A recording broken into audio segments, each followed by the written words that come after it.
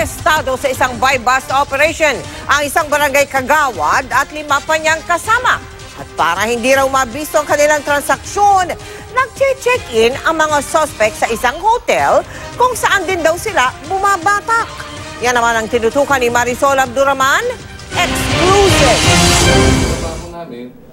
Ang pakay-pakiting shabu at samot-saring drug paraphernalia na ito tumambad raw sa mga pulis ng pasukin ang isang kwarto sa isang garage inn sa Pasay City kaninang madaling araw. Nakipag-usap daw ang asset ng Drug Enforcement Unit ng SPD na nagkunwaring buyer sa isa sa grupo. At ang mag-positive ang transaksyon, pinasok na ng otoridad. Base sa impormasyon ng pulisya, ilang araw na raw na naka-check-in ang grupo dito mismo sa kwartong ito. Dito na rin daw naganap ang bentahan o transaksyon ng droga at kung minsan dito na rin daw sila gumagamit. Kumpiyansa sila pagka nasa loob sila ng establishment na hindi na pwedeng basta pinapasok ng sinumang enforcer. Matagal na raw na may impormasyon ang barangay na ginagamit nga ang hotel sa transaksyon ng droga. There's still more. There is a big here. Bigger than this. Yes.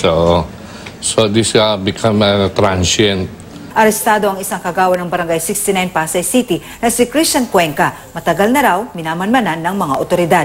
Pero mariing itinanggi ni Cuenca na sangkot siya sa pagbebenta ng droga. Pinuntahan lang daw niya ang girlfriend na naka-check-in. Gumagamit ka ba kagawan? Dati pero ngayon hindi na. So pag dinag-test ka ngayon, magne-negative ka?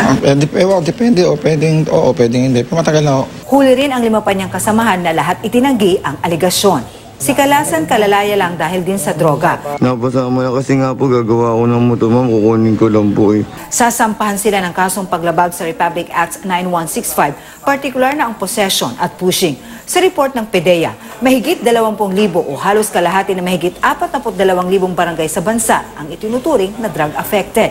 Pinakamalaking barangay na apektado sa National Capital Region, kung saan mahigit 97% ng barangay ang apektado. Sa bayan ng San Fernando, Cebu, ang mismong presidente ng Association of Barangay Captains ang naaresto sa isa ring buy-bust. Kasama niya ang 2 konsihal ng bayan. Itinanggi naman ng mga suspect na sangkot sila sa iligal na droga. Marisol Abduraman, nakatuto, 24 oras.